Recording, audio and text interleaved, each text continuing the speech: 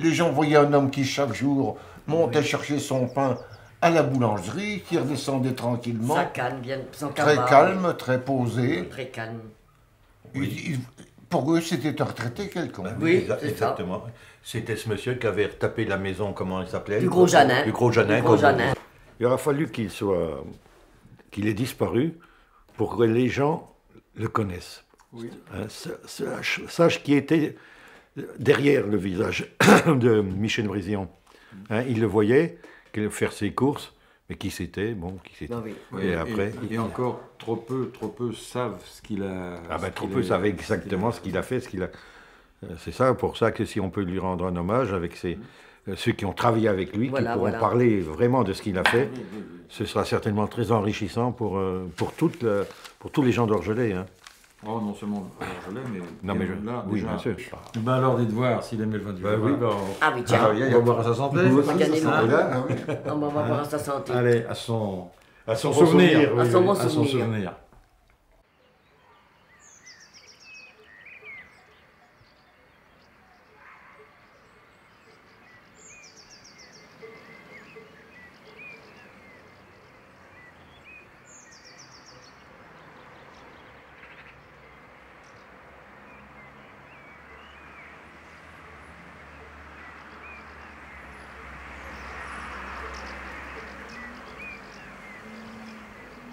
L'aventure d'un homme, c'est d'abord une géographie.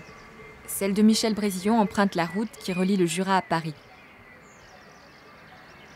Nous avions simplement cette maison de famille que vous connaissez, et quand nous étions plus petits, nous y passions la moitié des grandes vacances.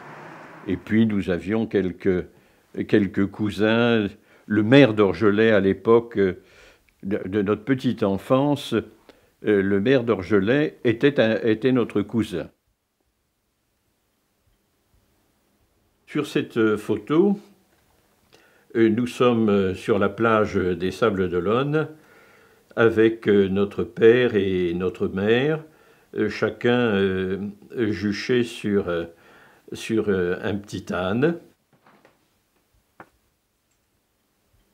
Et Michel a eu un peu comme le roi Gourand, a eu des études relativement chaotiques, mais comme c'était un esprit très curieux, ce n'était pas sur le plan, si vous voulez, intellectuel que se produisaient ces chaos, c'était plutôt sur son désir de liberté et de relations avec ses professeurs.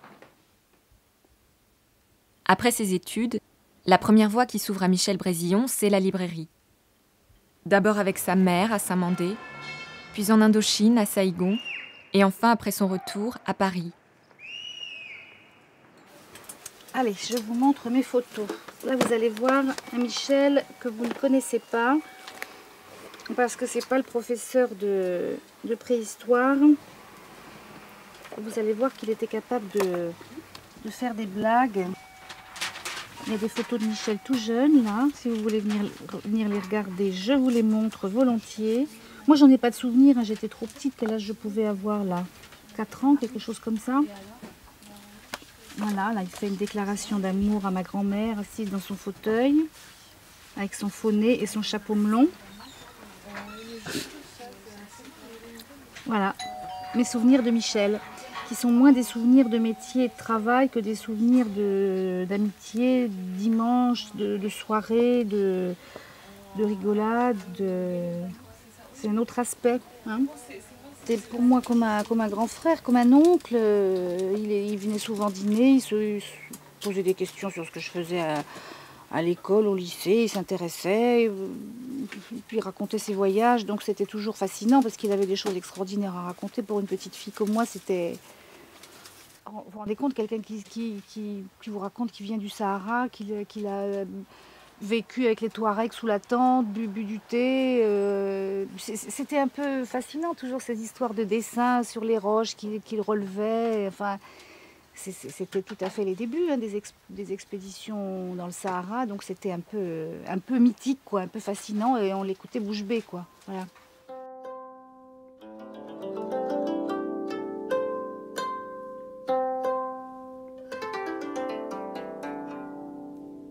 pense que c'est le meilleur ami que j'ai eu, quoi, hein, finalement. Parce qu'il était détendu, il n'avait rien à perdre, donc on pouvait se parler de tout, de rien. Et c'était assez... Mais ça s'est effacé, malheureusement, peu à peu. Et vous avez eu l'occasion de discuter un petit peu, de partager des confidences, enfin, je veux dire, oui, de vous connaître de manière assez intime. Oui, bah, c'était surtout le soir, sur nos lits de camp, après avoir fait chauffer un peu quelque chose pour le dîner, et puis on était crevés, alors mais à ce moment-là, on parlait un peu. Avant de s'endormir, il m'avait parlé un peu, mais toujours avec beaucoup de pudeur, de sa vie antérieure, enfin de son expérience d'indo-chinoise, l'état de Sili, la librairie qu'il avait avant, vous savez, tant en Indochine, après qu'il a eu avec sa mère à Paris, mais puis de sa vie plus privée aussi, qui reste privée. Il a été recruté par un chasseur de tête pour s'occuper de la librairie Portail, qui non seulement était la plus importante de Saïgon, mais vraisemblablement de toute l'Indochine, parce qu'elle ravitaillait aussi bien en littérature, aussi bien le nord que le sud, c'est-à-dire que le Tonkin, que la Cochinchine.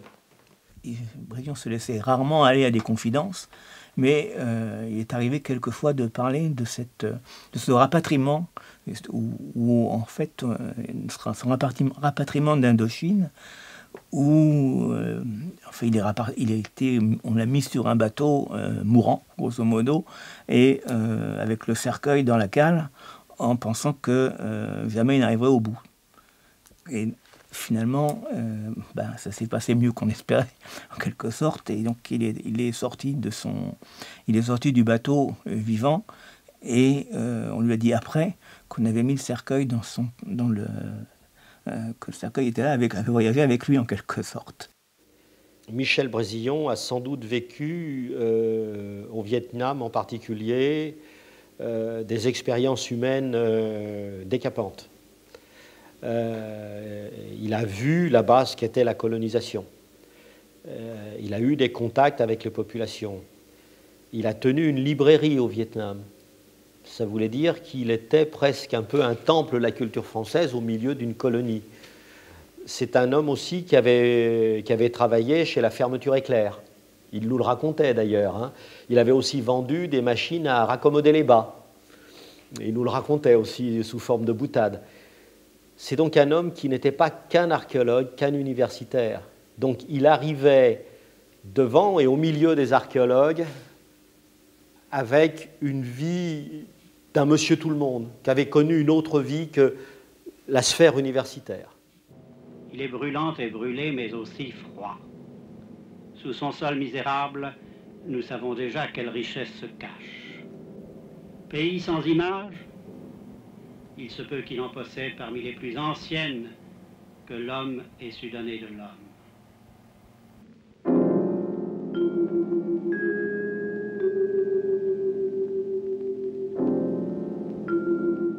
Pendant la mission Lot, oui, j'avais été embauché, si on peut dire embauché, puisque c'était sans être payé, par Lot, d'ailleurs comme tous les membres de la mission, pour faire des films sur la mission et des prises de vue photo. Et j'ai donc fait toute une série d'images sur cette mission à laquelle je participe en 1957, et qui sont des images qui n'ont pratiquement jamais servi et que nous allons probablement réutiliser très bientôt. La mission fondée par l'explorateur Henri Lot se propose de répertorier les centaines de fresques préhistoriques du Sahara. Michel Brésillon, bien qu'inexpérimenté, se porte volontaire. Les missions Lot sur le Tassili, c'était quelque chose d'un peu particulier. L'idée de Lot était de faire, non pas des photographies, parce qu'il considérait que la photographie, ça ne servait à rien, c'était moins que rien, de faire des relevés grandeur nature. C'est-à-dire de faire des copies sur calque d'abord, et ensuite transposer ces calques sur un papier dont on avait coloré le fond dans la couleur de la roche, c'est-à-dire un peu jaune ocre, et de retravailler ces calques en les recalquant, donc en les retransposant sur le fond, et de façon à montrer, ce qui l'intéressait, c'était de montrer le côté monumental de toutes ces peintures, qui effectivement de temps en temps faisaient 2 mètres ou 3 mètres de large pour un animal, et donc nécessitaient des rouleaux de papier. Il avait réussi à se faire des rouleaux de papier de 4 mètres de large pour pouvoir faire les reproductions à l'échelle grandeur nature.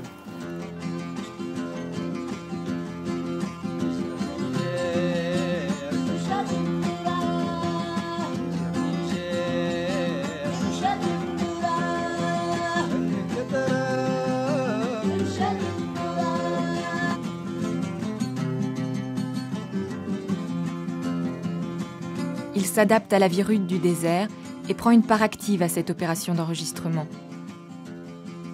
Plus encore, une passion pour la préhistoire naît au contact de ces vestiges.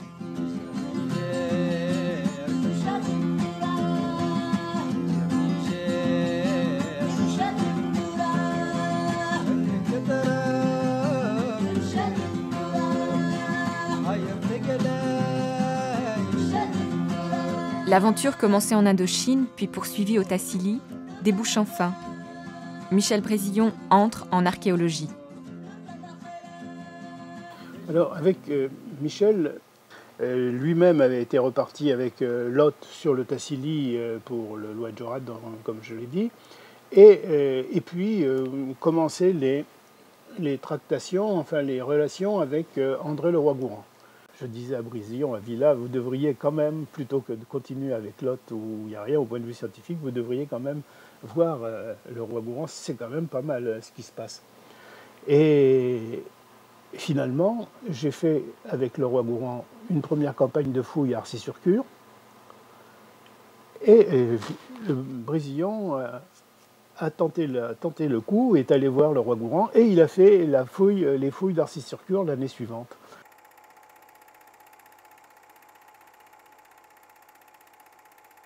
Au Musée de l'Homme, la rencontre avec le grand préhistorien André Leroi-Gourhan va sceller son destin.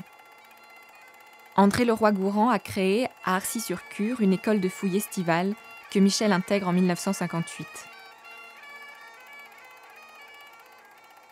À partir de ce moment, ce sera l'archéologie, et l'archéologie dans toutes ses dimensions, du terrain à l'étude, de l'enseignement à l'administration.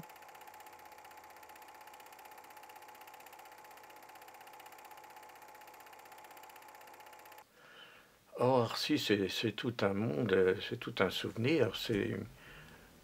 J'y suis retourné, bien sûr, et maintenant, ça fait un peu curieux. Donc, c'était un petit village de tentes au bord de la Cure, et vraiment une vie de camping absolue. On déjeunait dans une grande grotte, dans l'entrée d'une grande grotte. Leroi-Gourhan faisait des briefings là. Et puis, bon, les commodités, c'était la campagne et la douche, c'était la rivière. Je veux dire, c'était tout à fait de la vie simple et primitive, si j'ose dire, mais qui laisse des souvenirs à tout le monde. Brézillon était très réaliste, tout en ayant une pensée fort profonde, mais esprit pratique. Puis une tête un peu butée, enfin, disons ce qu'il voulait, ce qu'il pensait directement. Tandis que Leroi-Gourhan était plutôt un être effacé, je ne sais pas si vous l'avez connu du tout, timide d'aspect et finalement un peu trop penseur en somme. Et puis Michel, lui, au contraire, est apporté le côté solide. Je crois que ça fait une équipe extraordinaire à eux deux, ça fait un binôme. Et Brézillon se moquait de le contrarier complètement, de dire non, ça, le patron, ça va pas, c'est pas ça, enfin, etc. Et ben, l'autre, je crois que c'était Ils l'acceptaient et c'était très rare. Et je crois qu'eux deux, ils ont fait beaucoup, et Brésillon, beaucoup.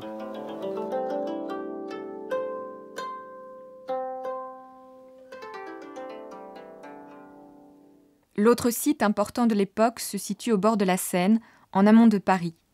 C'est Pincevent, site majeur dans l'histoire de l'archéologie française, où s'opérera la jonction entre l'ethnologie et la préhistoire.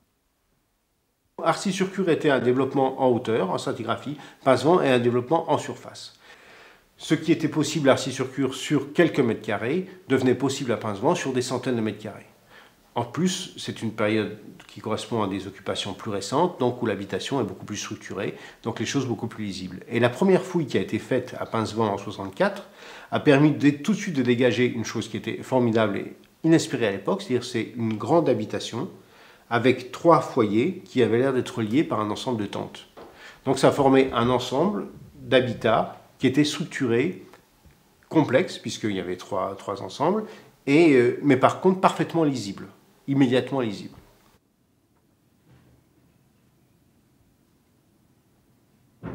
C'est sur le terrain de la technique que Michel Brésillon fait sa première grande découverte, le moulage de sol. Solidariser ça, et pour le faire, il faut y aller tout doux, et la meilleure méthode, on va travailler sur le terrain pour mouler une réalité archéologique.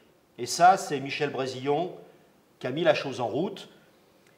D'après ce que je sais, mais je n'en ai pas été témoin, il a commencé au Tassili, avec Lot, mais c'est surtout ensuite en France, et notamment à Pincevent, où là, il a donné véritablement le développement complet à la technique, puisqu'ils ont moulé des dizaines de mètres carrés.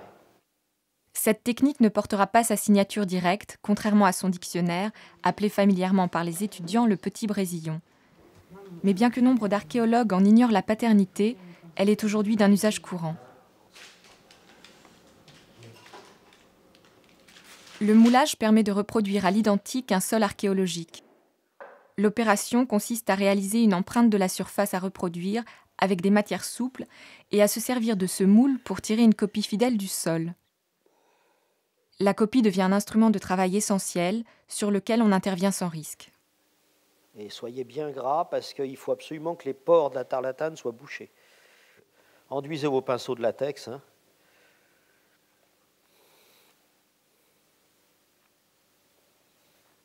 Et Michel m'avait proposé de partir faire un repérage, une vérification dans la forêt de Sonchamp. On était plusieurs. Et puis, après, le soir, quand on se répartissait dans les voitures pour rentrer sur Paris, il a dit « Ah, demain, il faut que j'aille voir quelque chose du côté de Montreux qui vient. » Bon, justement, comme c'était une période où j'étais plutôt libre, j'ai dit « Ben moi, d'accord. » Et que le chantier, j'adorais ça. Et c'est là où j'ai mes premiers souvenirs avec Michel, c'est vraiment aussi les capacités de décision, puisqu'on est arrivé sur le site, on est au milieu des bulldozers, on a fouillé. Il a immédiatement repéré l'importance de ce qu'on faisait, de ce qui sortait, et il est rentré sur Paris. Moi, j'avais été laissée en otage pour vérifier le temps que les autres viennent, pour voir si les bulldozers ne détruisaient pas plus. Et Michel, en 2 jours, a organisé entièrement une fouille. C'est-à-dire qu'au bout de 2 jours, tout le monde était là, il y avait du monde, il y avait des étudiants, et tout ça fonctionnait. Cette énorme machine qu'a été la fouille de Pincevent s'est mise en place extrêmement rapidement grâce à l'efficacité de Michel. Ils s'entendaient parfaitement bien, et ce qui était très amusant aussi lors des visites de chantier, c'était de voir la façon dialectique qu'ils avaient de discuter sur le chantier, quand le roi Gourand disait peut-être que c'est comme ci et comme ça, et Michel immédiatement prenait le contre-pied, faisait l'avocat du diable pour essayer d'aller plus loin, et c'était toujours très amusant et très systématique. Il y avait certainement un grand respect de l'un pour l'autre et une grande amitié de l'un pour l'autre. Ça je pense, depuis toujours. Et ce sont des gens qui ont donc fonctionné ensemble, travaillé ensemble pendant des années et des années, parce qu'il y avait une grande complicité entre eux. quand j'écris un texte, et pendant longtemps et encore aujourd'hui, je me dis qu'est-ce qu'il en penserait. C'est-à-dire qu'il reste un interlocuteur, même absent. Ensemble ou séparément, André Leroi-Gourhan et Michel Brézillon renouvellent les méthodes d'investigation préhistorique et guident toute une génération vers une archéologie nouvelle, plus rigoureuse et plus professionnelle. Parce que la pédagogie, il l'a développée également sur le terrain. Et sur le terrain, on avait la vie quotidienne. Et dans la vie quotidienne, il y avait par exemple, évidemment, éplucher des pommes de terre. Et ça, c'est un truc qu'en tant qu'étudiants, nous avons tous bénéficié. Quand on épluchait les pommes de terre avec lui, c'était terrible. Abominable pour la cuisinière, qui ne supportait pas la taille des épluchures, mais terrible pour nous, parce qu'il nous montrait comment, avec une pomme de terre, on pouvait décortiquer la pomme de terre, faire un plan de frappe et enlever des lames, qu'après certains appellent les frites. Mais bon, il débitait son bloc de pommes de terre. Comme un silex. Comme un silex. Avec le discours qui allait avec, évidemment. Et on comprenait des choses. Il arrive en début de cours, il a un petit paquet de fiches, il va tourner les 2 premières fiches, mais les autres, il ne les tournera pas. C'est-à-dire son cours de 2 heures, il y a des copines qui faisaient 18 pages de notes. Ça coule comme ça. Et on se dit, mais c'est déjà fini. C'est un pédagogue extraordinaire.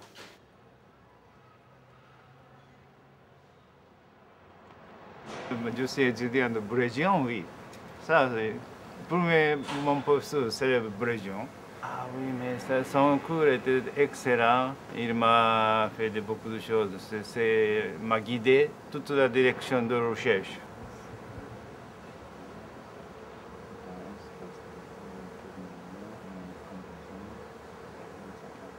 Si je ne rencontrais pas de Brézillon, je ne suis pas devenu comme un préhistorien.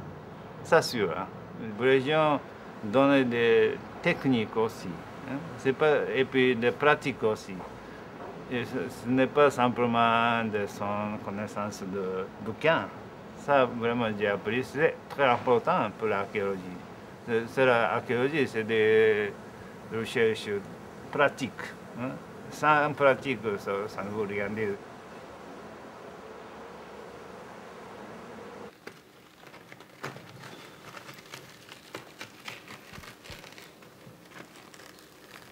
On la sort doucement.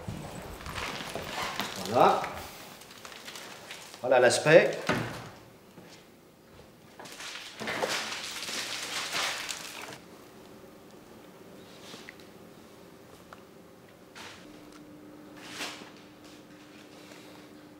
Là, il y en a trop, il y en a trop.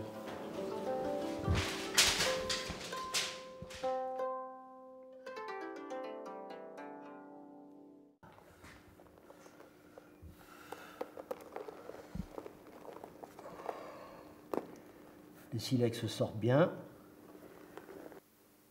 Ça correspond en archéologie à une révolution importante, c'est qu'on va garder la mémoire volume concrète du terrain.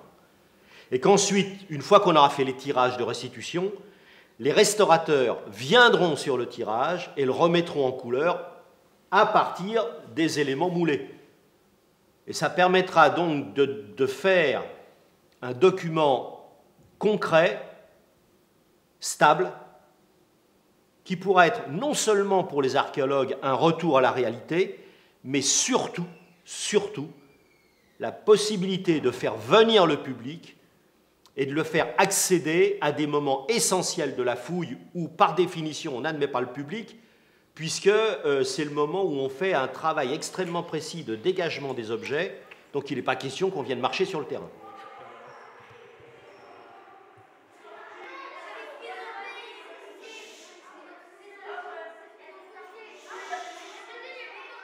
La création du musée de Nemours remonte aux années 1970, à l'instigation de Michel Brézillon.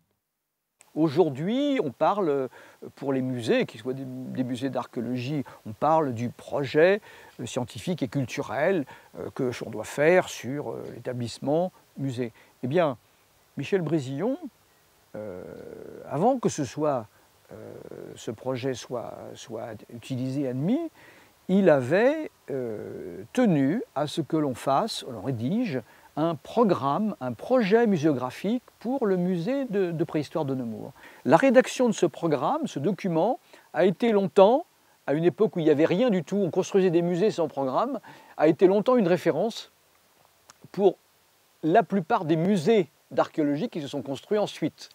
Il était extrêmement soucieux que ce travail des archéologues ne soit pas confisqué par quelques spécialistes, mais il avait la volonté, vraiment la volonté de diffuser le savoir. Et le musée lui paraissait, institutionnellement, il était dans le milieu de la culture, il était dans le milieu de l'archéologie au ministère de la Culture, et il avait l'idée que le musée devait prendre en charge cette partie de diffusion, de restitution.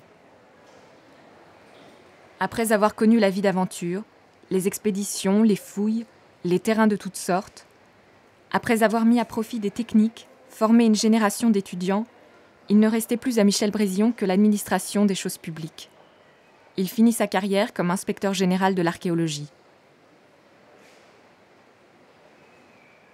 À Pincevent, comme sur un certain nombre d'autres chantiers, il y a eu pas une habitude, mais enfin, il arrivait souvent qu'une fois en fin de campagne, il y ait une sorte de fête, et ce que Brézillon appelait un bidule, parce qu'il aimait bien organiser ça aussi.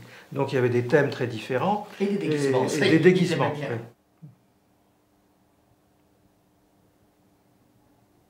Je me rappelle très bien de sa position à l'égard de l'homme individuel par rapport à l'humanité collective. Et lui voyait, bon, on peut être d'accord ou pas d'accord d'ailleurs, mais en fait, il voyait une importance faible à l'individu, en quelque sorte. Ça n'a pas empêché, comme tu le rappelais tout à l'heure, d'aider le plus possible les individus. Donc en réalité... Oui, c'est un paradoxe. Oui.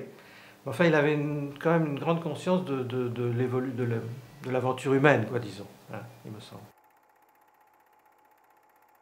Est-ce qu'on peut dire qu'il a creusé un sillon? Ah oui, il l'a creusé, mais le sillon, il a pris lui-même, je dirais, sa personnalité. Ça fait tout de même maintenant combien de temps que 86, son départ en retraite. Donc, vous voyez, les choses ont forcément évolué. Bon, par exemple, il y a un domaine dans lequel, je pense, il serait absolument affolé actuellement, c'est le coût de l'archéologie. Ah ouais. Bon, Michel Brézillon, c'était quelqu'un qui, un centime, c'était un centime, et c'était l'argent du contribuable. Et la gestion des deniers publics, c'est quelque chose que... Bon, mais au point qu'il en était économe... bon. Et on a toujours fait, il faut bien sûr, tu parlais des sauvetages qu'on a fait ensemble, on les a toujours fait avec des bouts de chandelle. Et pour lui, c'était normal. Bon, je crois vraiment qu'il ne comprendrait pas. Enfin, pour lui, il nous dirait, vous vous êtes trompé, il y a des zéros en trop dans vos budgets. Au terme de sa carrière, affaibli par une grave maladie, Michel Brézillon retourne à ses racines. Et c'est dans le Jura qui lui est si cher qu'il vient finir ses jours. Mais jusque dans sa retraite, il prend part aux activités liées à l'histoire et au patrimoine de la région. La découverte de ce fameux pavement. Et c'était vraiment une chance qu'on ait pu le récupérer et l'installer surtout ici à l'occasion des travaux. Que la pièce à laquelle il appartenait dans le château, sans doute la grande pièce de réception, faisait environ 40 mètres carrés. Oui, 50 mètres carrés, c'est ça. L'équivalent de ce qui est représenté ici. C'est à peu près 7 mètres par 7 mètres, c'est ça. Il était vraiment à même de faire comprendre à ses responsables institutionnels ce qu'était l'archéologie véritablement. Ce qu'elle impliquait sur le plan de la pratique, j'allais dire presque du geste de l'archéologue, et aussi ce qu'elle impliquait sur les comportements des chercheurs, des hommes et des femmes qui font profession d'archéologie. Donc de ce point de vue-là, il tenait vraiment ce rôle de médiateur entre ce qu'on dira être la base et puis l'échelon décisionnel, avec sa personnalité à lui. C'est-à-dire que c'était un homme qui disait ce qu'il avait à dire, qui ignorait totalement la langue de bois, qui en même temps avait un certain goût pour la causticité et l'acidité, et donc ça faisait des moments où on ne s'ennuyait pas.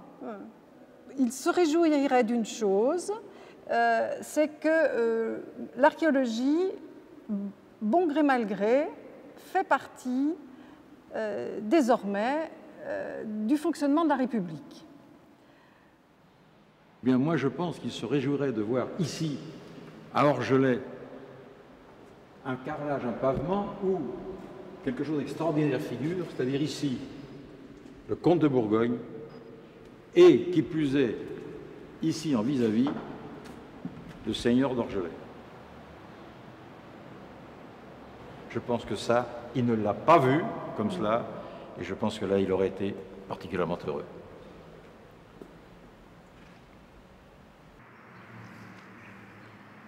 Cette maison, c'était une ferme, là. Oui, oui, c'était une ferme, là. Là, c'est la ferme qu'on voit, tu vois, la déchargeuse, là. Oui. Il avait là, 1 an de moins que mon frère. Alors, quand il venait chez la tante Claire, il était à 50 mètres. Ben, il n'était pas si tôt arrivé, hop, il était chez nous. C'est vrai qu'il était toujours d'humeur égale, tellement gentil. Puis, je sais pas comment vous expliquer. Plus tard encore, moi j'ai tenu la ferme toute seule. Je lui ai dit, Michel, va me chercher mes vaches. Parce que moi, j'étais toute seule, j'avais assez de travail à la ferme.